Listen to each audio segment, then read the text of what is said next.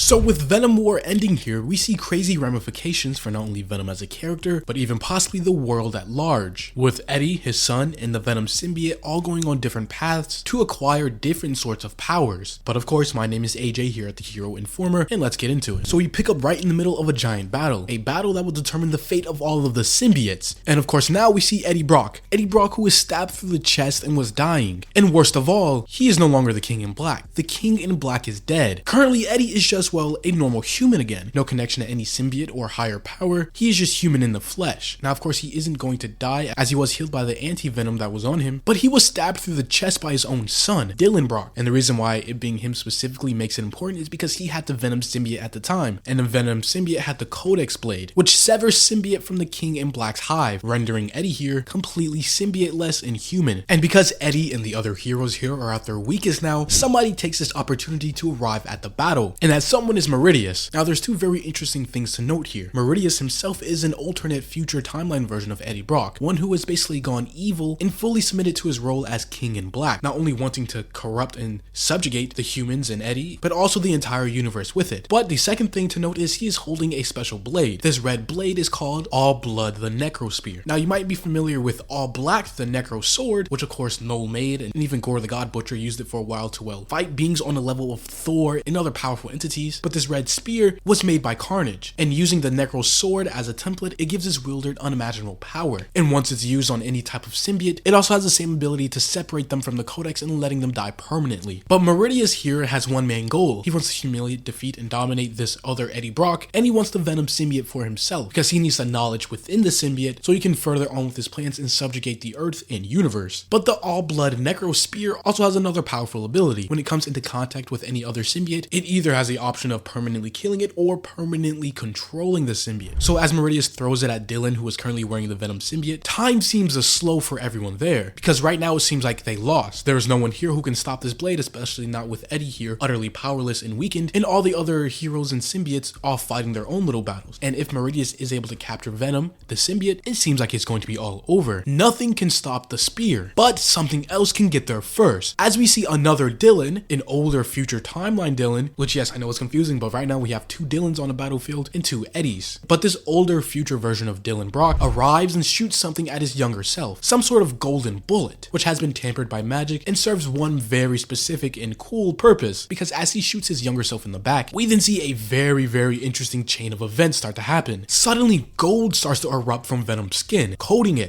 symbiote, changing it. It all takes less than a second, but whatever this older Dylan has done has made them into a weapon, a very powerful and very golden one at that, as we see this new and improved Venom finally take form. But as we will find out, he is no longer Venom in the traditional sense. He has become a new symbiote, a new entity, and one right now that is plenty powerful for the battle up ahead, as when the spear comes charging in, it effortlessly and harmlessly bounces off of his chest. Because this new golden and almost Super Saiyan-like form he now has, we find out that it resists the red. But it's more than that. They can feel it bonding to themselves at the deepest level. It burns out the red, the Carnage symbiote, like it's literally made to oppose it. As yes, the Venom symbiote has now become the Anti-Carnage, simply named Eganrak, which is just Carnage spelled backwards. But yes, in the same fashion that Venom has anti-venom, Carnage now has this new antithesis to him, Anti-Carnage. As we see just how powerful this new symbiote is, as in a head-to-head confrontation, he manhandles Meridius like he was nothing, chokeslamming him to the ground. And as he is about to continue to lay the beatdown on him, suddenly the evil Meridius starts to speak out, telling Dylan to stop, to look at him, as he pulls back the symbiote, and it's Eddie. Because yes, Meridius here, the overarching villain of this entire storyline, is a future version of Eddie Brock, one who left his human side before and fully embraced being the King in Black. So basically you can boil it down to this. You have the normal original human Eddie, and you have Meridius, the evil King in Black symbiote Eddie. But because of this, we see this new Anti-Carnage hesitate, because how could they not? Eddie is Dylan's father, and it's the symbiotes, who was previously Venom, most beloved host. But of course, this was a mistake and one they shouldn't have done, as just this slight hesitation allowed Meridius to get back on his feet and counterattack, and now putting this Anti-Carnage on the back foot. But now Meridius starts to explain his overarching goals, saying how he is just going to kill Dylan here, his son, quote unquote, cleanly, fairly, because it's the rest of humanity that is going to suffer. And in how if Eddie keeps a symbiote, Venom World, which is Venom if left unchecked, or a potential future if Dylan is left with the symbiote, it will consume the entire planet. But Meridius doesn't think this is a bad thing, no. He only thinks this is bad because Dylan thinks too small. Meridius, on the other hand, plans to introduce something called a Venom universe. Every world in the cosmos just a cog in his great machine, under his control, as he says while continuing to beat down on Dylan. And of course, with the original human Eddie Brock now, seeing his son get beat down, especially by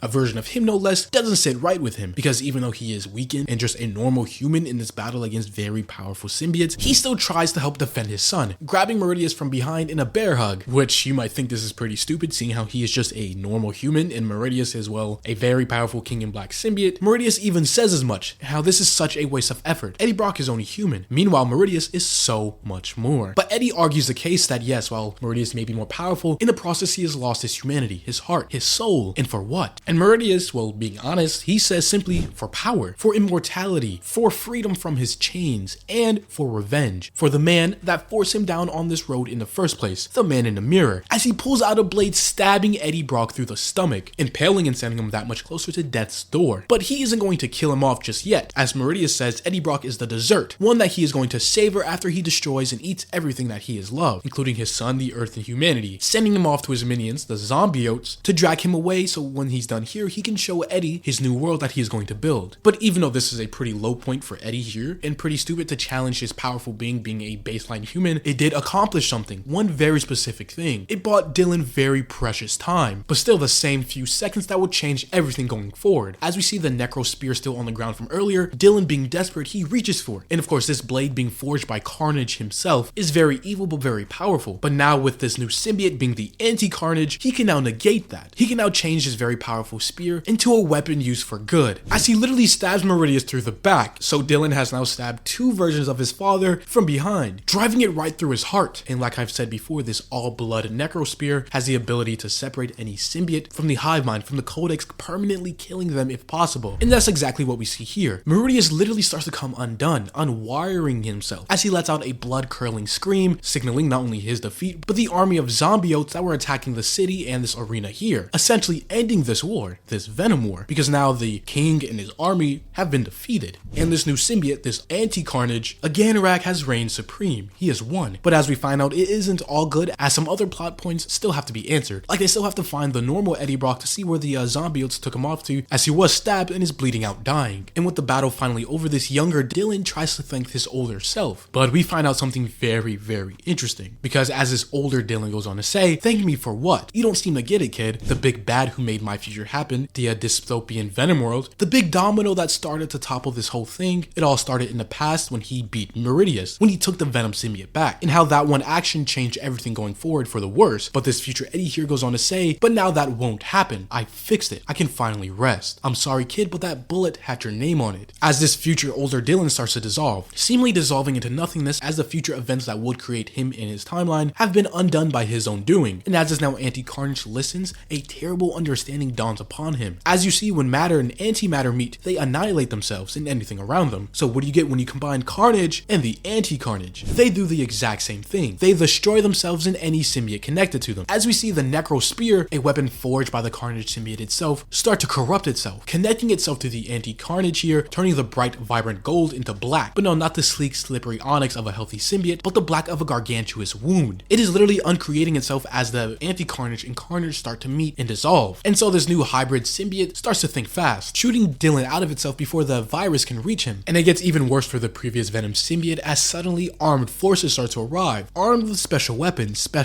that are specifically made and can hurt symbiotes. As the now currently dying Venom symbiote jumps in front of Dylan, trying to protect him as best as he can, even though it's pretty futile, with the symbiote even going on to think to itself, they can kill us if they feel threatened, and they will kill us unless Venom here leaves and escapes, abandoning Dylan, as he not only says his goodbyes, but even tells Dylan that he loves him and calls him his son, which I find very interesting that Venom here has spent enough time with Eddie and has been a part of him that he actually considers Dylan in some way or fashion his son. But even as much as it displeases Venom, he still tries to make his escape to get away to save Dylan, but he isn't able to get away unscathed as the armed forces start to open fire, actually hitting Venom a few times, making his condition even worse, all of course to the displeasure of Dylan Brock. And speaking of Brocks, we then cut over to see what actually happened to Eddie Brock, as because last we know he was dragged off by some of the symbiotes, but now with Meridius dead, all the other symbiotes have essentially been murdered as well. But here we see Eddie is held up in some sort of church, as because currently Carnage and Cletus Cassidy, the host of Carnage, aren't together. Carnage is just a symbiote onto himself, as he goes on to tell the very badly wounded Eddie that the Carnage symbiote himself isn't in the best of shape. He put too much of himself into the spear, and now that the spear is gone and destroyed, he cannot survive on his own. But also the fact that he felt his other parent, the actual Venom symbiote, he felt it die. And now it looks like it's their turn. Eddie Brock, who is badly wounded without any sort of powers or help available to him, and the Carnage symbiote, who will soon follow, dying without much of his power or a host. But how this can all be changed. Carnage can jump back to his feet with an experienced host, and how Eddie is dying, simply offering to make a deal with Eddie Brock. Eddie is dying and Carnage is dying. What other choice do they have? Saying that he'll even let him set the terms, as we see the weakened symbiote and weakened Eddie possibly coming to make a new deal and form a new bondage, which is highly ironic that Eddie Brock here is making a deal with the devil inside of a church, but also kind of poetic in a way that Carnage, the very evil being, is hanging on a cross looking for forgiveness almost, because if he bonds with Eddie, possibly making a new Carnage, we might actually see a Carnage that is more good than he is evil. All depends on what influence takes over the other. And I think it's also a pretty interesting dichotomy that Venom symbiote says goodbye to a human Dylan, who he sees as his son, and the human Eddie Brock is potentially saying hello to the Carnage symbiote, who is technically a son of his, if you want to think about it like that, a spawn of the Venom symbiote. But of course, we will see how these giant ramifications and plot points play out in the next story, as this Venom War, finally comes to a close. If you have enjoyed, leave a like, or subscribe if you're new and want to see more of this content. As always, this was the Hero Informer, and thank you for watching.